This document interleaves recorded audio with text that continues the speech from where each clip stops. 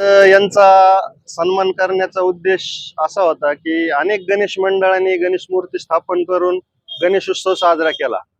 परंतु कसबा गणेश मंडळ असेल, दत्त गणेश मंडळ असेल आणि पेठ गणेश मंडळ असेल, यांनी धार्मिक सांस्कृतिक परंपरा जपली आणि सगळ्यात महत्वाचं म्हणजे यांनी या ठिकाणी व्यसनमुक्त गणेशोत्सव कसा साजरा केला जातो याचा एक आदर्श निर्माण केला आणि हे आदर्श संपूर्ण गणेश मंडळाने घ्यावा याच्यासाठी आजचा हा सन्मान केलेला आहे. नाहीतर आपण अनेक गणेश मंडळ बघत होतो की त्याच्यामध्ये व्यसनाधीन झालेले तरुण, त्याच्या मागची पार्श्वभूमी वेगळी आणि पूर्ण त्या साऊंड सिस्टीम समोर 16 वर्षाचे, 18 वर्षाचे, 22 वर्षाचे मुलं हे व्यसनाधीन होऊन नाचतात.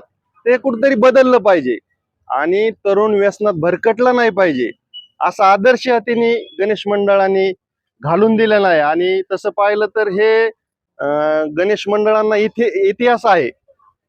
तर ह्या गणेश मंडळाचा आदर्श आष्टी शहरासह तालुक्यातल्या मंडळांनी घ्यावा एवढाच एक याच्या मागे आमचा उद्देश आहे. आणि जो तरुण व्यसनाधीन होतो तो होऊ नये याची काळजी त्या मंडळांनी त्या अध्यक्षांनी घेतली पाहिजे एवढीच आमची या ठिकाणी मानसिकता आहे. म्हणून आम्ही त्यांचा सन्मान केला. वर्षी त्या गणेश मंडळात ह्यांनी जे उपक्रम यावर्षी राबवलेत ते धार्मिक, सांस्कृतिक आणि आपल्या संस्कृतीला अभिप्रेत असे त्यांनी उपक्रम राबवलेत.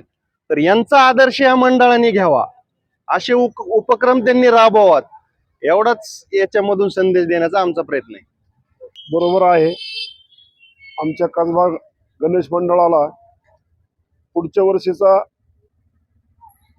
असं नियोजन आहे की प्रत्येक मंडळाने आरस देखावा हा ठेवला पाहिजे एवढंच मी तुम्हाला सांगतो.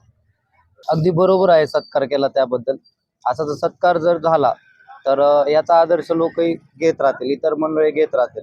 व्यसनाधीन आणि व्यसनाधीन कसं उत्सव साजरा करायचा आणि सांस्कृतिक कार्यक्रम कसे घ्यायचे हे आम्ही आज दाखवून दिलेला आहे. आमचा आदर्श म्हणण्यापेक्षा आमची प्रतिकृती इतरांनी केलेली योग्य राहील.